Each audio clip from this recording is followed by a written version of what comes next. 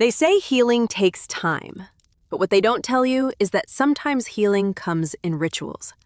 Small acts, repeated until they become prayers. 3 times a day, morning, noon, and night. That's how often he cleaned my wounds, how often he reminded me I was worth saving. Everyone thinks this story is about a woman who escaped her abuser, about a farmer who stood up to a powerful man. But that's not where this fire started, Captain Mitchell. The real fire started the moment I stopped believing I deserved the pain, when I learned that some strangers care more than the people who claim to own you. If you've ever felt like you were too broken to save, you'll understand this story. Subscribe and let me know in the comments where you're watching from.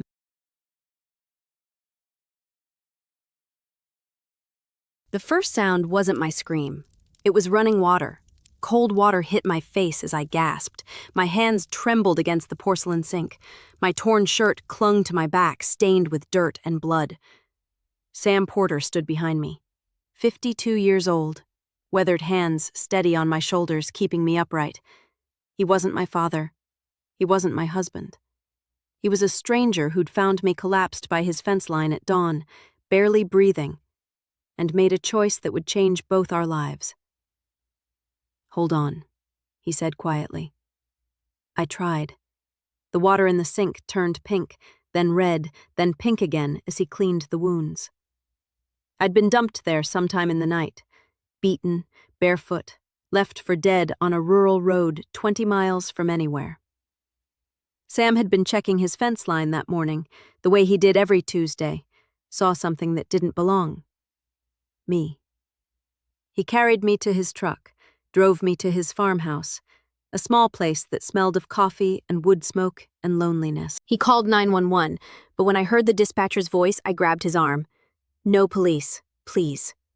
The terror in my voice made him hang up. "Then I'll help you myself." That's how it started.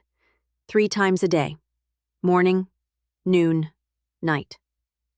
He cleaned my wounds with antiseptic, made me soup from canned vegetables and chicken broth, checked my fever with the back of his hand against my forehead. Sam wasn't a doctor, just a man who ran a small farm alone. His wife had died 5 years earlier. He'd forgotten how to be gentle with another person. But with me, he remembered. The first 3 days I barely spoke. The fever had me trapped in a fog where nothing felt real. On the 4th day, the fever broke. I woke to sunlight through a window I didn't recognize. For a moment, the panic was absolute. Then I saw him, sitting in a chair by the door reading a magazine, coffee going cold on the side table. "You're safe here," he said simply. "Safe never lasts." He didn't argue, just handed me a glass of water. That night, watching the sun set over his fields, I finally told him my name. Robin. Robin Miller. Sam Porter. He extended his hand carefully. "Why are you doing this?" He looked out at the darkening sky. "Because someone should have." By the 2nd week, Sam kept up his routine, 3 times a day. But now it wasn't just medical care. It was teaching me that someone showing up wasn't always a threat. Morning, we'd have coffee. Noon, we'd eat lunch. Night, we'd sit on the porch while he smoked his pipe and I watched the stars. During one of those nights, I told him the truth. "They'll come looking for me," I said quietly. "Who?" "Graham Hutchins." Everyone in the county knew that name. Big real estate developer. Owned half the commercial properties in town. Always in the newspaper. Always smiling. My mom got sick. Cancer. The bills were over $80,000. I pulled my knees to my chest. Graham approached me at the hospital. Said he'd pay off the debt if I worked at one of his motels. Housekeeping. Said the debt would be forgiven within 2 years. Sam's jaw tightened. But the wage was pennies, and he charged me for everything. Room, board, uniform. The debt grew instead of shrinking. When I tried to leave, I touched my ribs where the bruises were still fading. He made an example of me. Left me to die on that road. "How many others?" Sam asked. "At least 5 that I knew of. Women with debt, with nowhere else to go." Sam stood slowly. He's not getting you back. Sam, he has connections. The sheriff, the town council. Nobody stands up to Graham Hutchins. He looked down at me, his expression harder than I'd ever seen it. Then I'll be the first. 2 weeks after he found me, Sam drove into town. I begged him not to go. Eddie Walsh, Sam's farm worker, agreed to stay with me. Eddie had been with Sam for 20 years. Quiet man with kind eyes and a shotgun by the door. Sam drove straight to Graham's office. Graham looked up from his computer, surprise flickering across his face before his professional smile locked into place. "Mr. Porter, what brings you here?" Sam didn't sit down. "Robin Miller, she's safe, and she's not coming back." The smile died. Graham stood slowly. "You're interfering with a private contract, Mr. Porter." "You mean human trafficking." The temperature in the room dropped. "That's a serious accusation. I hope you have proof. I've got photos of her injuries. I've got her testimony. And I've already sent copies to the state police." It was a bluff, but Graham didn't know that. Graham moved to the window. "You're making a mistake, old man. A farm like yours? Accidents happen. Buildings catch fire." Sam met his gaze without flinching. "You threaten me. You prove everything she said is true." "I'm not threatening anyone, just stating facts. Ask your farmhand Eddie. He knows how dangerous farm work can be." Sam turned to leave, then paused at the door. "I've survived droughts and floods and market crashes. You think you scare me? I think you're about to find out what happens to people who interfere with my business." That afternoon, Sheriff Thompson showed up at Sam's farm. "Sam, we need to talk. Heard you're harboring a fugitive." "Funny," Sam said. "I checked the state database. She's clean." The sheriff shifted tactics. "Graham Hutchins filed a theft report. Says she stole $15,000. You got a warrant, Sheriff? Don't need one if she's willing to come peacefully. She's not going anywhere." The sheriff stood there a moment longer, then climbed back into his patrol car. "This isn't over." Over the next week, the harassment began. Sam's truck tires were slashed. Anonymous calls came in the middle of the night. One morning, we found graffiti on the barn. "Harboring criminals." I should leave, I said, guilt crushing my chest. Sam was already getting paint thinner. "You leave when you're ready, not when he scares you into it." That night on the porch, I tried again. "Why do you care this much? You don't even know me." Sam looked out at his fields. "My wife Sarah volunteered at the women's shelter. Came home one night crying because they had to turn someone away. She made me promise that if I ever had the chance to help someone with nowhere else to go, I'd do it. No questions." His voice got quieter. "I couldn't save Sarah from cancer, but I can keep that promise. She'd be proud of you. Maybe. Or she'd tell me I'm being a stubborn fool. She did that a lot, too." We sat in silence, watching fireflies. "3 times a day," I said softly. "That's how often you show up. Morning, noon, and night. Nobody's ever done that for me." Sam knocked the ash from his pipe. "I'm not going anywhere, Robin." While the harassment continued, Sam was building a real case. He'd contacted a lawyer friend, Marcus Chen, who specialized in labor trafficking. Through Eddie's network, 3 other women reached out, still working at Graham's motel, terrified but desperate. We met them at a diner 30 miles away. Each told the same story. Debt, false promises, wages that disappeared. Fear. Sam documented everything. Marcus built the case file, sending copies to the state attorney general, to federal trafficking task forces. "This takes time," Marcus warned, "but we're building something Graham can't talk his way out of."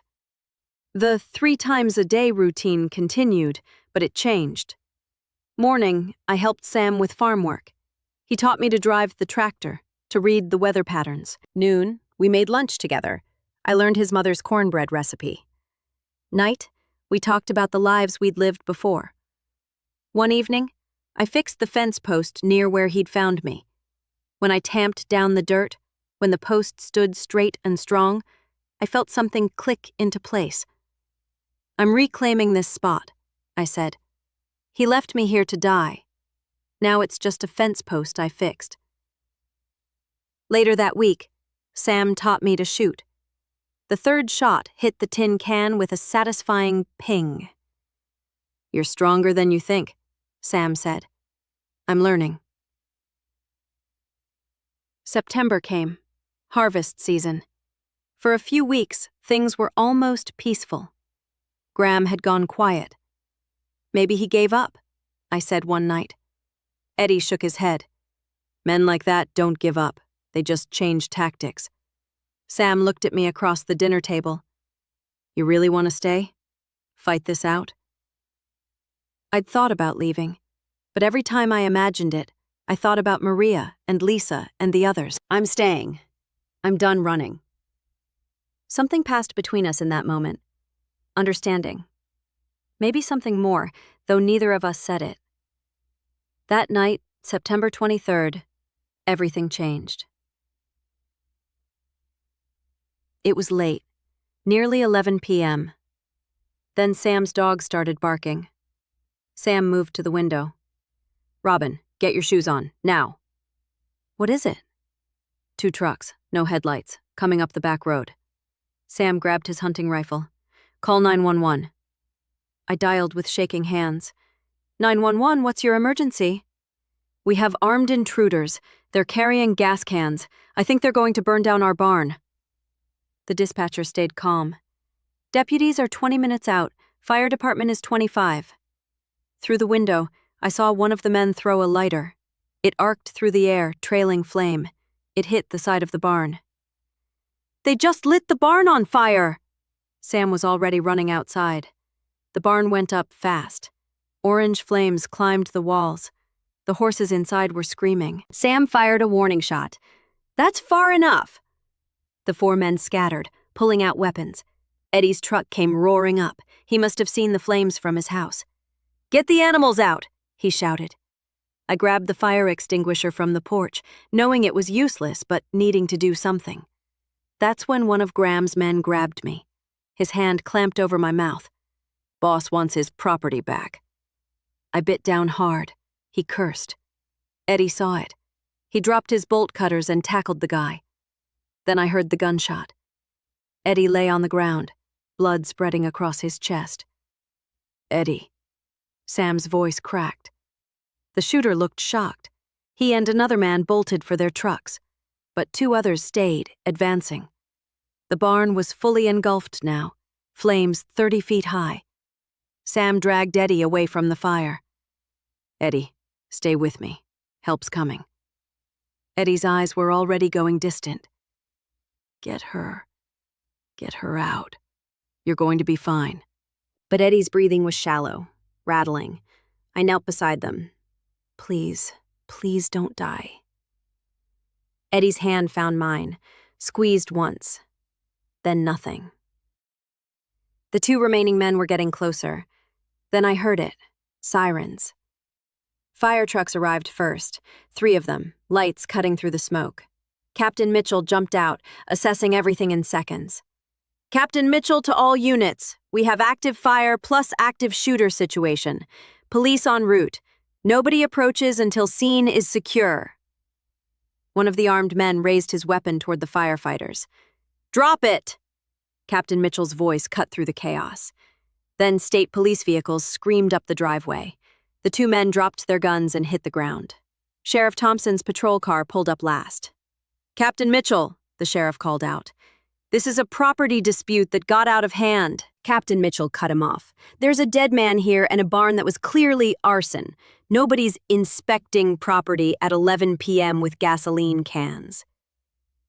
A state police detective, tall woman with short gray hair, approached. "Sheriff Thompson, you can step back. This is our jurisdiction now." Sam was still kneeling beside Eddie. Eddie's eyes were open, staring at nothing. Captain Mitchell approached carefully. "Sir, I need you to step back so paramedics can assess. He's gone. Sam's voice was hollow. I went to him, put my arms around him. He stood rigid for a moment, then his shoulders shook.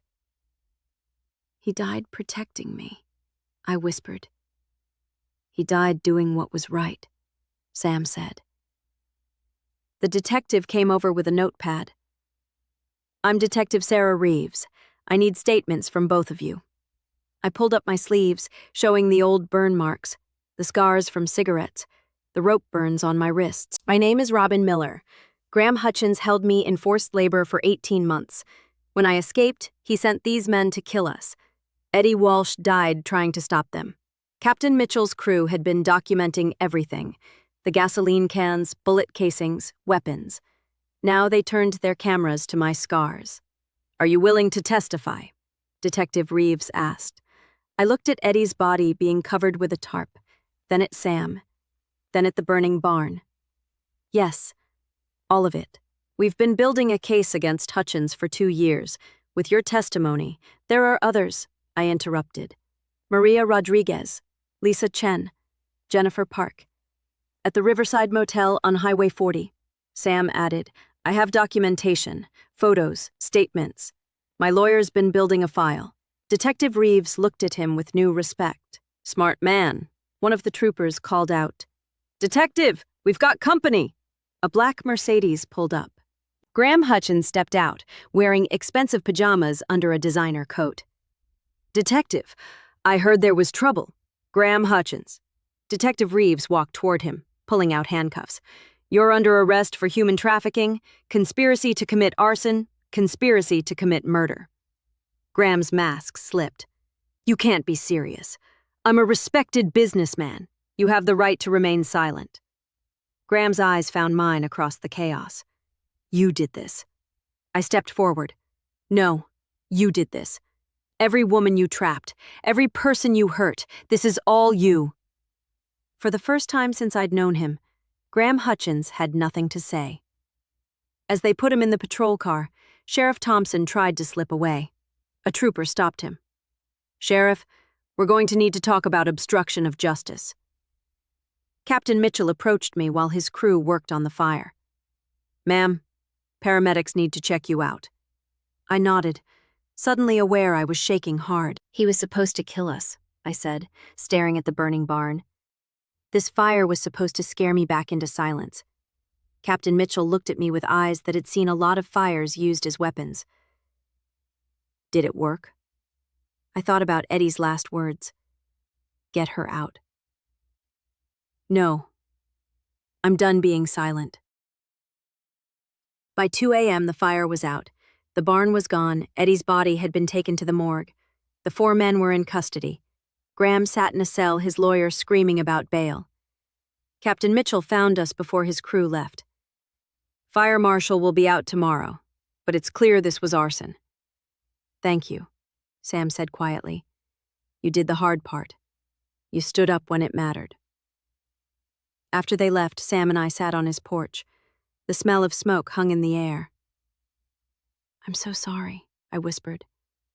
Eddie died because of me. Sam was quiet for a long time. Eddie died because Graham Hutchins sent men with guns and gasoline. Eddie died protecting something he believed in. He wouldn't want you carrying that guilt. We sat in silence as the sky turned from black to gray to gold. What happens now? I asked. Now we rebuild. I don't have anywhere else to go. He looked at me. Then stay, if you want to. I leaned my head on his shoulder. 3 times a day. That's how often you showed up, even when it was hard. Sam's arm came around my shoulders. That's not going to change. The trial took 8 months. 8 women testified: Maria, Lisa, Jennifer, me, and 4 others who came forward. The evidence was overwhelming. The jury took 4 hours to convict. 25 years. No possibility of parole for 15. The community rallied around Sam. A fundraiser rebuilt the barn within 3 months. Eddie's family held a memorial on the property. Sam had a plaque made for the new barn door. Eddie Walsh, 1955 to 2023. He stood up when it mattered. I enrolled in community college online, studying social work.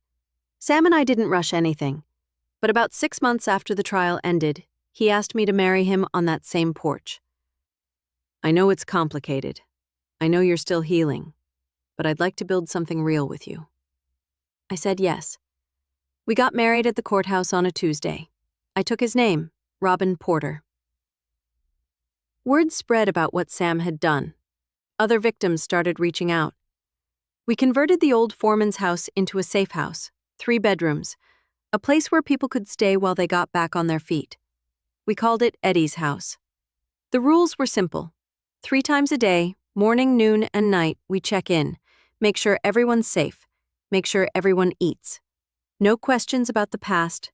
Stay as long as you need. In 8 years, we housed 19 women. All of them left stronger than when they arrived. Maria runs a domestic violence hotline now. Lisa went to culinary school. Jennifer manages a coffee shop and employs other survivors. We plant a tree for every person who stays with us. 19 trees now, growing on the east side of the property. Life got good. Then 3 months ago, Graham Hutchins made parole. I found out through Detective Reeves. Graham made parole, 8 years instead of 15. He's got an ankle monitor and a restraining order. That won't stop him. I know. Keep your doors locked, cameras up. Call 911 if you see him. Sam and I installed more security. Motion sensors, taught the 3 women staying with us what to do if there was trouble. Tonight, I was up late doing paperwork when the motion sensors went off. I checked the camera feed. A figure near the barn. I dialed 911. This is Robin Porter. I have an intruder on my property near the barn. Even as I said it, I saw the flash, a lighter, then flames. He just set fire to our barn! But I was already moving.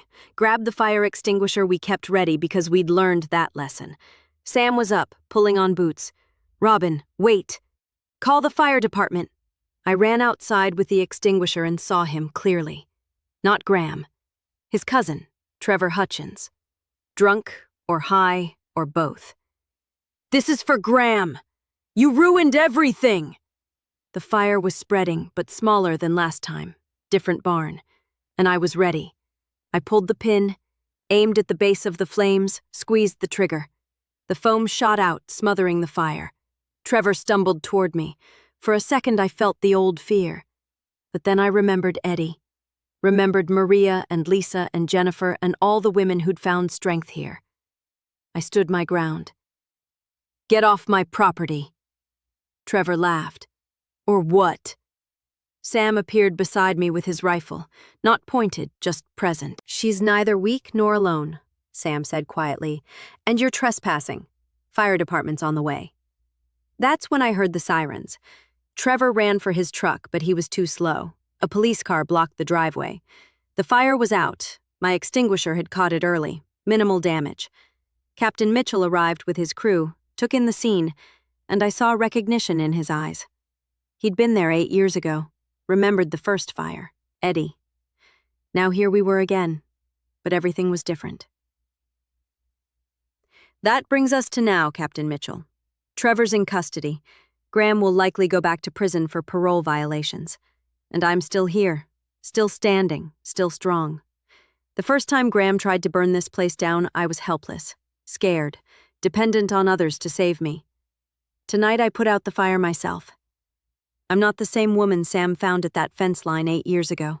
Broken, barefoot, left for dead.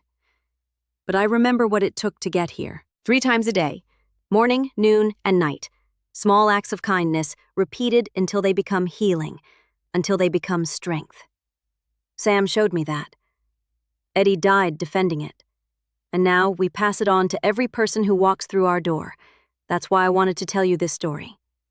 Because you see the fires, but you don't always see what people build from the ash. That was Robin Miller Porter. I'm Captain Dean Mitchell, Station 47. We got the call tonight around 9:47 p.m. Barn fire, possible arson, at the Porter property. When we arrived, Robin had already extinguished it herself. She'd installed industrial-grade fire extinguishers all over the property. After the first fire, she was ready. I remember the first fire, September 2016. I was newer to Station 47 then, only been captain for 6 months. That barn was fully engulfed when we arrived. We had a body, we had armed suspects, we had a woman who could barely speak through her trauma. Tonight, that same woman met us at the gate, calm and composed, directing us to the minor damage. Explaining exactly what happened, Trevor Hutchins was arrested within the hour. Graham Hutchins's parole was revoked this morning. He's going back to finish his sentence. In my 18 years at Station 47, I've responded to a lot of arsons. Some are accidents, some are insurance fraud, but the ones that stay with you are the ones where fire is used as a weapon to control, to intimidate, to silence. What makes this story different is what happened between the first fire and the second one. Sam Porter lost his barn that September night in 2016, lost Eddie Walsh, a friend of 20 years. But he didn't lose Robin, and she didn't lose herself. 3 times a day, morning, noon, and night. That's how often Sam showed up for Robin when she had nothing left. How often he cleaned her wounds, fed her, reminded her she was worth saving. Small acts, repeated until they became something bigger. Until they became healing. That farmhouse is now a registered safe house. Eddie's house, 19 women have found refuge there over 8 years. Some stayed a month, some stayed a year. All of them left stronger than when they arrived. Robin runs support groups for trafficking survivors. She finished her degree in social work. She testifies at trials across the state, helping prosecutors understand what victims experience. Sam rebuilt that barn with community donations. Eddie's name is on a plaque by the door, and 19 trees grow on the east side of the property, one for every person who stayed there. That's the real story. Not the fires, not the violence, not even the arrests. It's what people build from the ashes. I see it in this job sometimes, people who think they're too broken to be fixed, too far gone to be saved. Women who think they deserve the pain, and sometimes all it takes is one person willing to show up, not once, not when it's convenient, consistently, 3 times a day, morning, noon, and night. That's how cycles break. That's how trauma heals. That's how people who were left for dead become the ones putting out fires and saving others. If someone in your life is trapped by debt, by fear, by someone who claims to own them, be the person who shows up. Don't wait for them to fall apart completely. Don't wait for the fire to start. And if you're the one who's trapped, be brave enough to ask for help. That question might feel like weakness, like admitting defeat, but it's the strongest thing you'll ever do. Robin Miller walked into Sam Porter's life broken and barefoot and barely breathing. She walked out of tonight's fire with a fire extinguisher in her hand and steel in her spine. Some people are saved. Some people save themselves. Robin did both. Healing doesn't always roar. Sometimes it just whispers. 3 times a day. I'm Captain Dean Mitchell, Station 47. Stay safe out there.